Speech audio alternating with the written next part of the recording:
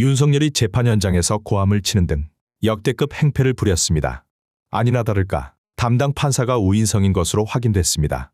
보다 못한 특검이 윤석열을 향해 시작부터 연달아 팩폭을 날렸는데요. 하필 판사가 우인성이라 걱정입니다. 영상으로 재판 현장 함께 보시겠습니다. 먼저 재판부에 요청드리고 싶은 것은 군사법원법을 보시면요. 이 사건에서 해병대 수사단이 수사권만 없는 게 아니라 이런 군내 사망 사건에 대해서 수사를 하면 안 되게 돼 있습니다. 그 개정법의 취지는 저는 대통령 하면서 군 사망 사건에 관심이 많았기 때문에 취임 초기부터 제가 취임하면서 이 개정법의 효력이 발생되기 시작을 했습니다. 그래 이제 여군 사망 사건도 있었고 또 그거와 관련해서 공군 법무관도 징계나 이런 조치가 이루어지기도 했는데 이게 왜 그러냐면 손을 타면 안 된다는 겁니다.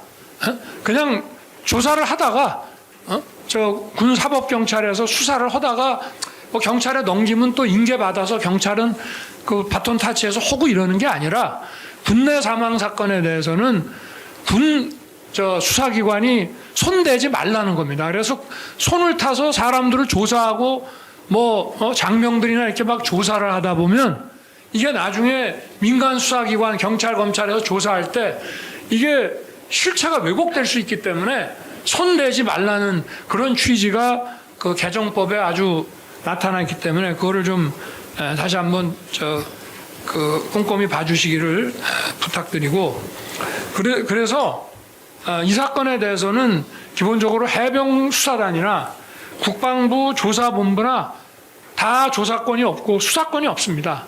그러면 저희 사법권이 없다는 겁니다. 그러면 조사를 한다라고 할 때 그 조사는 뭐냐? 그거는 행정조사입니다. 행정조사는 왜 합니까? 그거는 과거에 벌어진 일을 처벌하려고 하는 것이 아니라 앞으로 이런 동종 유사 사건의 발생을 방지하거나 또는 잘못한 사람이 있었을 때 그 사람에 대한 인사고과 평정을 하거나 인사조치라는 장래의 행정 업무를 위한 사실조사는 할 수 있습니다. 그러면 이 조사를 누가 하느냐? 해병대가 자기 마음대로 조사하는 게 아닙니다. 왜냐? 여기에 과오가 있으려면 해병대가 과오가 있을 수 있고 그 최수근 상병의 그 사망에 대해서는 또 해병대 2개 대대가 당시에 경북 예천에 있는 그 육군 50 몇 사단에 파견을 가서 일을 하다가 이 사고가 났거든요. 그럼 그 지휘권이 넘어갑니다. 그럼 그 지휘권이 예천을 관할하는 육군 사단에 있을 수 있기 때문에 이 행정조사를 장내 어떤 사고 예방이라든가 또 그 인사조치를 하는데 필요한 행정조사를 한다 그러면 그 조사권은 사실은 해병대가 마음대로 조사하면 안 되고 또 육군 그 예천 관할 사단도 마음대로 조사하는 게 아니라 국방부 장관이 국방부 조사본부라든지 감찰관실이라든지 감사관실이라든지 이렇게 검토를 거쳐서 조사를 명해야 되는 겁니다. 예를 들어서 어느 기업에 부산지사에서 화재가 발생했는데 그 화재 원인 규명을 그 부산지사에서 자체적으로 할 게 아니라 서울 본사가 해야지. 아니 부산지사에서 문제가 발생했는데 그게 공정하게 되겠냐 이 말입니다. 그래서 이게 기본적으로 수사권이 침해가 돼서 직권남용 어쩌고 공소장에 막 이렇게 돼 있는데 그리고 아까도 해병 그 사령관하고 방첩대장 해가지고 식사하면서 수사단장이 자기가 마무리를 기본적으로 안 되게 돼 있다는 것을 법적으로 좀 얘기를 하고 싶고요. 그리고 저는 그러면 여기에 대해서 왜 그 아침 보고를 제가 받았냐? 저는 군내 사망 사건에 관심이 많아서 군내 사망 사건에 대해서는 엄정하게 조사하고 그래서 수사는 검경이 하는 거지만 그 군내 사망 사건에 대한 군내의 책임 소재를 분명히 가려서 인사에 반영하고 예방 조치를 하도록 늘 해왔습니다. 그래서 이번에 이 최상병 이 건도 아침 그 국가안보실 아마 월요일 회의였을 겁니다. 비서관 임기훈 비서관까지 왔으면 그럼 이거를 왜 저한테 보고를 했냐? 제가 최상병이 사망한 경북 예천 그 7군데 홍수가 나고 산사태가 났는데 그 중에 한 군데를 제가 나토하고 우크라이나 방문을 마치고 오자마자 바로 제가 그 아침에 갑니다 거기에. 에?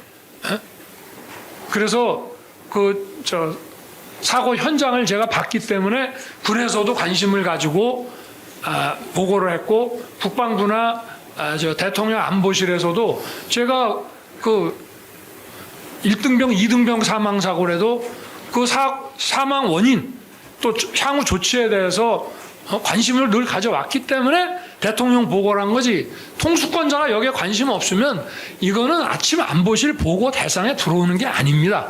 그럼 제가 이걸 가지고 왜 임기훈을 좀 나무랬습니다. 뭐 경로라는 거는 뭐 자기 생각이니까 그럴 수 있겠죠. 왜 나무랬느냐?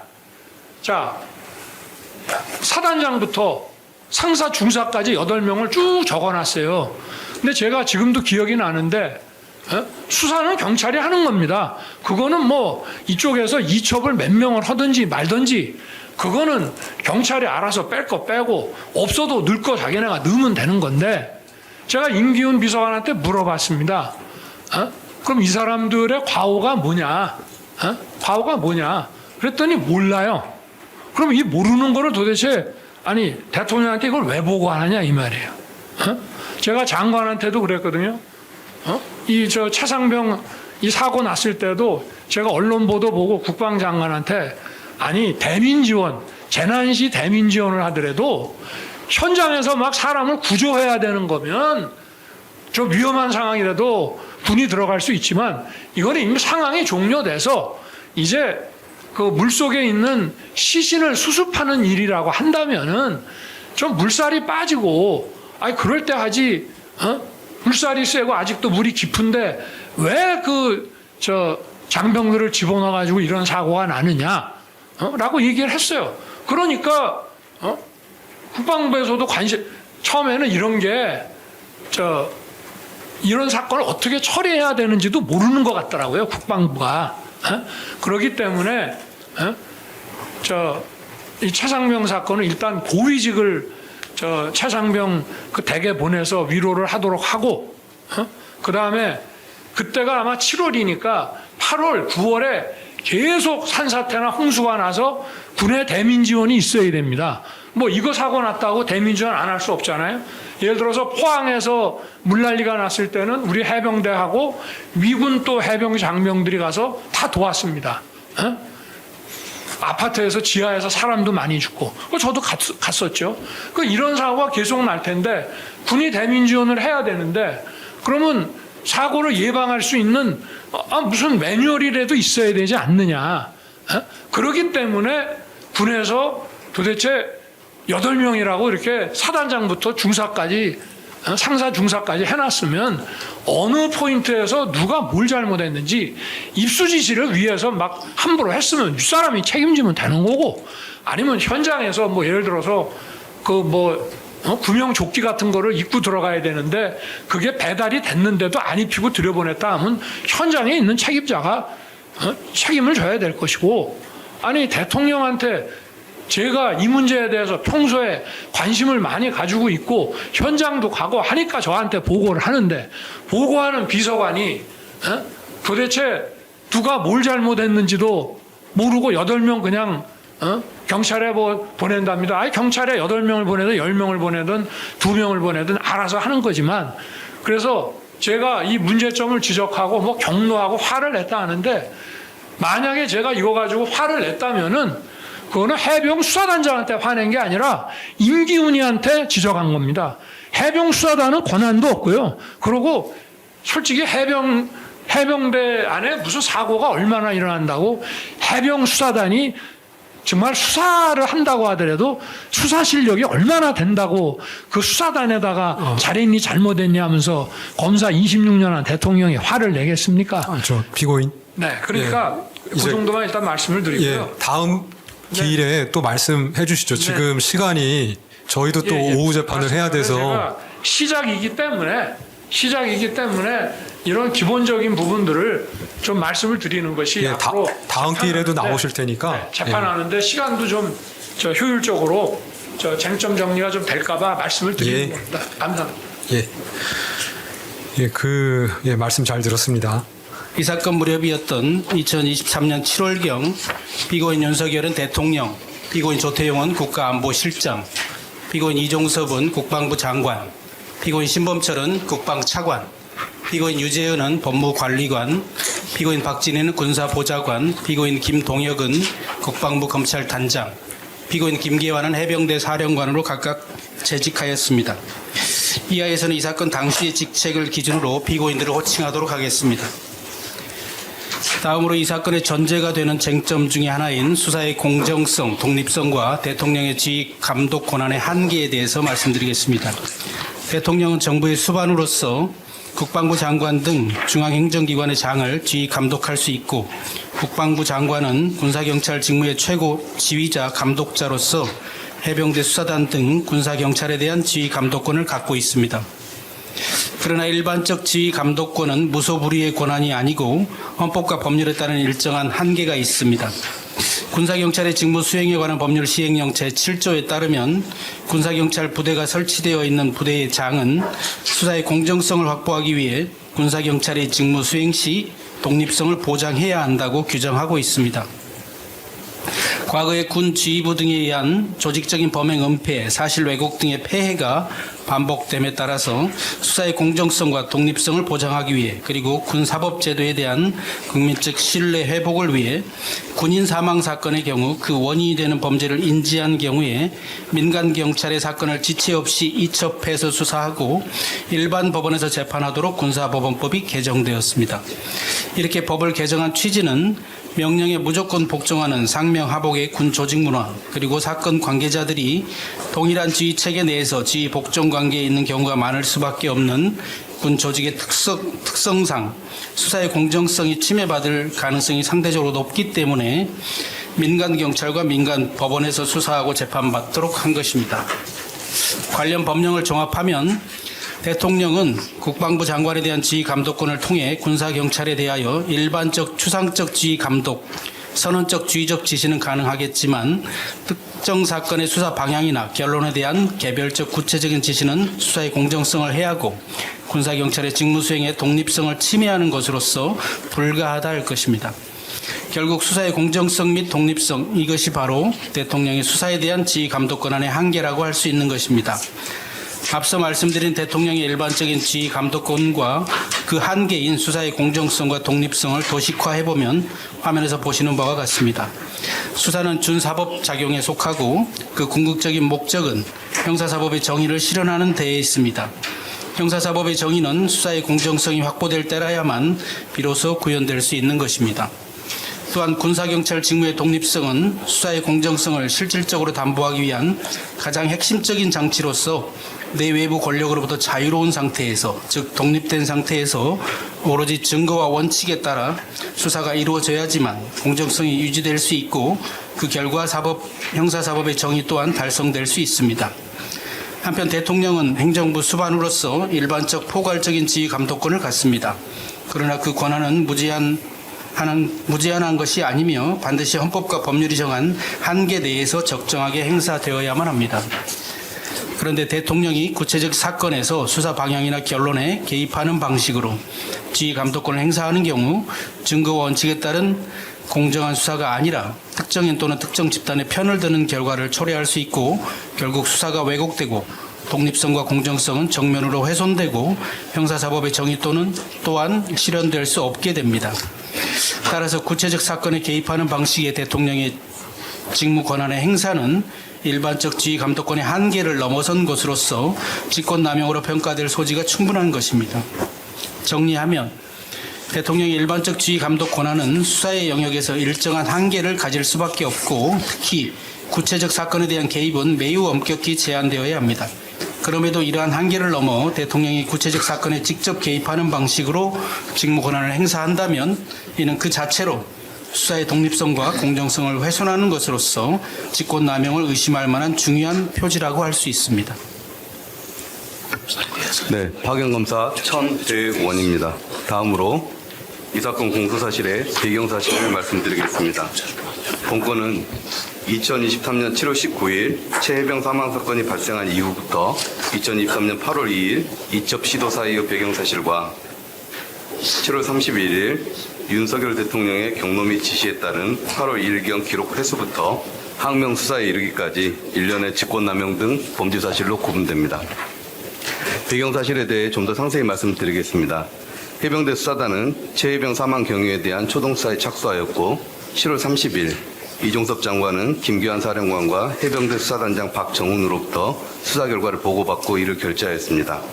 그러나 7월 31일 대통령 주재 수석 비서관 회의에서 최혜병 사망 사건의 언론 브리핑 자료에 의한 수사 결과를 보고받은 윤석열 대통령은 이첩 대상에 사단장이 포함된 것을 확인하자 이에 경로하며 이종섭 장관에게 전화하여 관련 지시를 하달하였고 이에 따라 이종섭 장관은 해병대 사령부에 이첩 보류 및 언론 브리핑 취소 등 지시를 내렸습니다. 그러나 김규환 사령관은 언론 브리핑 취소 등으로 인해 그 배경에 대한 추측이 난무하자 박정훈 단장에게 이첩 보류 지시를 내리지 않았고 해병대 수사단은 관련 법령에 의거하여 예정대로 8월 2일 경북경찰청에 최혜병 사망 사건의 이첩을 시도하였습니다. 해병대 수사단이 기록을 가지고 경부청에 도착하는 등 이첩 단계에 이르자 김기환 사령관은 그제서야 급히 이종섭 장관에게 이첩 시도 상황을 보고하였고 보고를 받은 이종섭 장관은 7월 31일에 있었던 윤석열 대통령 경로에 따른 지시 이행을 위해 신범철 차관 등 나머지 피고인들에게 기록 회수, 사건 이관, 수사 결과 변경 등 일련의 범죄를 지시하고 그 경과를 윤석열 대통령에게 보고하는 등 일련의 범행에 이르게 된 것입니다. 먼저 배경사실 중 이종섭 장관은 사건 이첩 승인 결재부터 살펴보겠습니다. 박정훈 단장은 7월 28일 김기환 사령관에게 사단장과 여단장, 대대장 2명 등 총 8명을 경찰에 이첩하겠다는 취지의 수사 결과를 보고하여 결재를 받았고 7월 31일 10시경 이종호 해군참모총장, 같은 날 16시 30분경 이종섭 장관에게 각각 같은 취지의 수사 결과를 보고하고 결재를 받았습니다.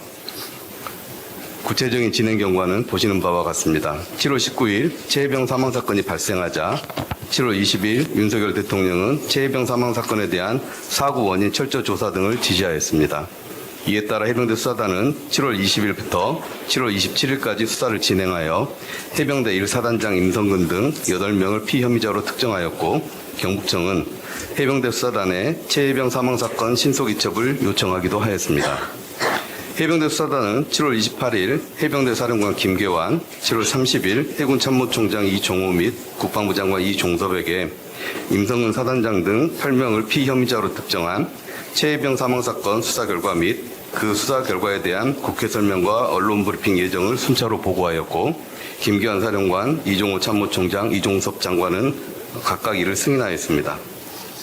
한편 7월 31일 임기훈 국방비서관은 해병대 수사단은 최혜병 사망 사건 언론 브리핑 자료를 확보하여 조태용 안보실장에게 보고한 다음 조태용 안보실장의 지시로 당일 예정된 대통령 주재 수석 비서관 회의에서 윤석열 대통령에게 해당 언론 브리핑 자료의 내용을 보고하기로 결정하였습니다. 배경 사실 중 두 번째 내용으로 피고인 윤석열의 경로에 대해서 말씀드리겠습니다. 7월 31일 개최된 대통령 주재 수석 비서관 회의에서 조태용 안보실장 및 임기훈 비서관은 윤석열 대통령에게 앞서 말한 언론 브리핑 자료를 활용하여 해병대 수사단이 사단장을 포함하여 총 8명을 경찰에 이첩할 예정이라는 취지의 최혜병 사망 사건 수사 결과와 같은 내용의 언론 브리핑 등 예정 사실을 보고하였는데 이를 보고받은 윤석열 대통령은 경로하면서 곧바로 대통령 집무실 전화로 이종섭 장관에게 전화를 하였습니다. 경로 당시의 발언 내용을 살펴보면 7월 31일 11시 34분경 윤석열 대통령은 이런 일로 사단장까지 처벌하면 대한민국에서 누가 사단장을 할 수 있겠느냐라고 하면서 화를 내었고 그 직후인 같은 날 11시 54분경 이종섭 장관에게 전화를 걸어 군에서 이런 사고가 날 때마다 말단 하급자부터 고위 지휘관까지 줄줄이 엮어서 처벌하면 어떻게 되느냐, 내가 누차 여러 번 이야기하지 않았느냐라고 강하게 질책하는 등 구체적 사건에 대해서 특정인을 제외하라는 취지로 지시하였습니다. 이는 결국 임성근 사단장 등을 피혐의자에서 제외하라는 취지의 지시였고, 이는 일반적 지휘 방법 측면에서 적정하지 않을 뿐 아니라 특정인 내지 특정 집단의 이익을 위하여 수사의 방향이나 결론에 개입하는 행위로서 수사의 공정성과 독립성 부분에서 살펴본 바와 같이 대통령의 위법 부당한 지휘권 행사라고 할 것입니다. 다음으로 대통령 경로에 따른 이종섭 장관의 이첩 보류 지시 및 수사 결과 변경 지시에 대해서 말씀드리겠습니다. 이종섭 장관은 윤석열 대통령의 지시가 사망의 원인되는 범죄를 인지한 경우 경찰 등의 지체 없이 사건을 이첩해야 한다는 군사법원법 규정에 반하고 군사경찰의 구체적 사건에 대한 수사 과정에 대통령이 적극 개입하여 수사 결과를 강제로 변경시키려는 위법 부당한 지시임을 알면서도 이를 이행할 것을 마음먹고 해병대 측에 이첩 보류 및 수사 결과 변경을 지시하였습니다. 경로에 따른 국방부 조치 내용에 대해 말씀드리겠습니다.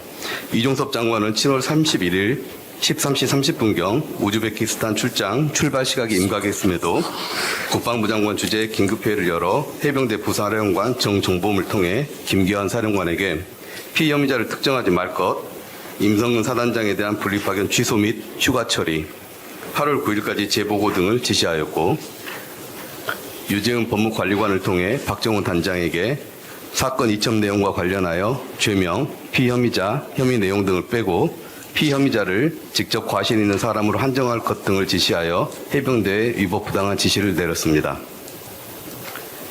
시간에 따른 사건 진행 경과는 보시는 바와 같습니다. 말씀드린 바와 같이 이종섭 장관은 2023년 7월 31일 13시 30분경 해병대 사령부에 최해병 사망 사건과 관련하여 위법 부당한 지시를 내린 다음 같은 날 14시 30분경 우즈베키스탄 출장을 위하여 출발하였습니다. 이후 이종섭 장관은 같은 날 14시 50분경 출국을 위해 공항으로 이동하던 중 재차 신범철 차관을 통해 김기환 사령관에게 장관 출장 복귀 후 수사 결과 재보고 등 지시를 전달하였습니다. 배경사실 중 마지막으로 박정훈 단장의 최해병 사망 사건 이첩 시도에 대해 말씀드리겠습니다. 7월 31일 김기환 사령관으로부터 앞서 본 이종섭 장관의 지시사항 및 대통령 경로 사실을 전달받은 박정훈 단장은 관계자 변경 시 예상 문제점이라는 제목의 문건을 작성해서 보고하면서 사건을 국방부 조사본부로 이첩하거나 예정대로 8월 2일에 경찰에 이첩할 것을 김기환 사령관에게 건의하였고, 이에 대해 김기환 사령관은 어떠한 결정도 내리지 않은 상태에서 8월 2일 오전경 박정훈 단장으로부터 예정대로 경찰에 이첩하겠다는 보고를 받고 그렇게 하라고 하였습니다. 그 결과 같은 날 박정훈 단장은 예정대로 경청의 최해병 사망 사건을 이첩하려고 한 것입니다. 대통령 경로 이후 7월 31일경 해병대 상황에 대해 시간 순서에 따라 말씀드리겠습니다.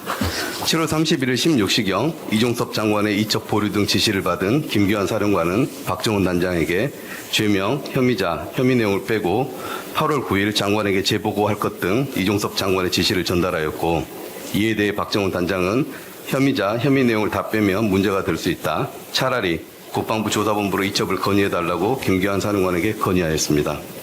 이후 김기환 사령관은 불상의 경위로 대통령 경로와 그 내용을 알게 되자 같은 날 16시 22분경 박정훈 단장에게 대통령의 경로하여 언론 브리핑 등이 다 취소되었다고 말하는 등 이른바 대통령의 경로 사실을 전달하였으며, 이에 박정훈 단장은 이종섭 장관 등 지시에 위법 부당함을 설명하기 위해 관계자 변경 시 예상되는 문제점이라는 보고서를 작성하였습니다. 같은 날 17시 44분경 박정훈 단장은 김기환 사령관에게 관계자 변경 시 예상되는 문제점 문건을 보고하면서 사단장 등을 피혐의자에서 제외하도록 하는 대통령, 장관 등 지시는 위법 부당하여 따를 수 없고 예정대로 8월 2일에 경찰에 사건을 이첩해야 한다고 재차 건의하였습니다.